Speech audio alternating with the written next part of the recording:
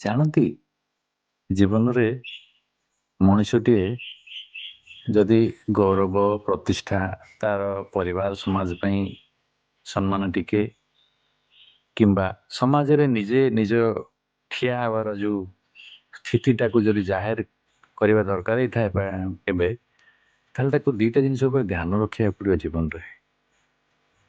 ଗୋଟେ ହେଲା ତାର ବଚନ, ଆଉ ଦ୍ୱିତୀୟଟି ହେଉଛି ତା କର୍ମ। ଆଉ ଏ ଦୁଇଟା ଭିତରେ ସବୁବେଳେ ସାମଞ୍ଜସ୍ୟ ରଖୁଥିବା ଦରକାର। ଯେଉଁ ବ୍ୟକ୍ତି ନିଜ ଦେଇଥିବା ବଚନ ଉପରେ ବା ତୁଣ୍ଡରୁ ବାହାରି ଯାଇଥିବା ଶବ୍ଦ ଗୁଡ଼ିକ ଉପରେ ଠିଆ ହୁଅନ୍ତି, କଥା ରଖନ୍ତି, ବଚନ ରଖନ୍ତି, ଭରସା ରଖନ୍ତି, ତା ଉପରେ ପୁରା ସଂସାର ହିଁ ଭରସା କରିଥାଏ, ତାପରେ ପୁରା ସଂସାର ବିଶ୍ୱାସ କରିଥାଏ, ଆଉ ପରବର୍ତ୍ତୀ ପର୍ଯ୍ୟାୟରେ ପୁରା ସଂସାର ତା ସହିତ ଚାଲିଥାନ୍ତି, ଈଶ୍ୱରଙ୍କ ଆଶୀର୍ବାଦ ମଧ୍ୟ ସେଇ ପାଇଥାଏ। ଆଉ ନିଶ୍ଚିତ ଭାବରେ ସଙ୍ଗେ ସଙ୍ଗେ ନହେଲେ ବି ତାର ସମୟ ଆସିଲେ ସେ ସମାଜରେ ବଡ଼ ହୋଇ ଠିଆ ହେଇଥାଏ। ସେଥିରେ ବୟସ ଆଉ ଜ୍ଞାନର କିଛି ମତଲବ ନାହିଁ।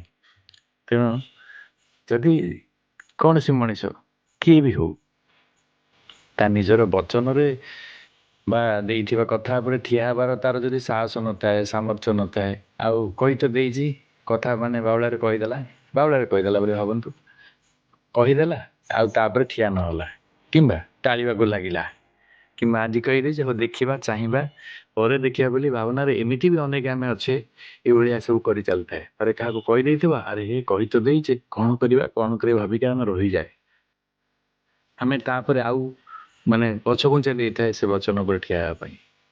ତ ଅଧିକାଂଶ ଲୋକ ଏହିପରି କରିନିଅନ୍ତି, କିନ୍ତୁ ଏହାଦ୍ୱାରା ଅହେତୁକ କ୍ଷତି ହେଇଥାଏ। ତେଣୁ କହିବା ଆଗରୁ ଚିନ୍ତା କରି କୁହନ୍ତୁ, ଆଉ ଯଦି କହିଦେଇଛନ୍ତି ତାପରେ ଠିଆ ହେବା ଦରକାର, ବାସ୍ ବଚନ ରଖନ୍ତୁ। ଯଦି ଏତିକି ଆପଣ କରିନିଅନ୍ତି ନା, ତ ସ୍ୱାଭାବିକ ଭାବରେ ଆପଣଙ୍କ କର୍ମ ବଦଳିଯିବ, ଆପଣଙ୍କ କରିବାର ଢାଞ୍ଚା ବଦଳିଯିବ, ଆପଣଙ୍କ ଭିତରେ ଅନେକ ଶକ୍ତି ସାମର୍ଥ୍ୟ ଆପେ ଆସିଯିବ, ଆଉ ସଂସାର ଆପଣଙ୍କୁ ସାଙ୍ଗରେ ସହଯୋଗ କରିବ। ଆପଣ ନିଶ୍ଚିତ ଭାବରେ ମାନ, ସମ୍ମାନ, ଗୌରବ, ପ୍ରତିଷ୍ଠା ସବୁ କିଛି ଆଣିଦେବେ। ପ୍ରସିଦ୍ଧି, ପ୍ରଗତି ସବୁବେଳେ ଆପଣଙ୍କ ପାଦ ତଳେ ରହିବ। ଆଉ ଯେଉଁଠି ଏ ଜିନିଷ ନହେଲା, ଜାଣି ନିଅନ୍ତୁ ସେ ଲକ୍ଷ୍ମୀ ଛଡ଼ା ହେଇଯିବ।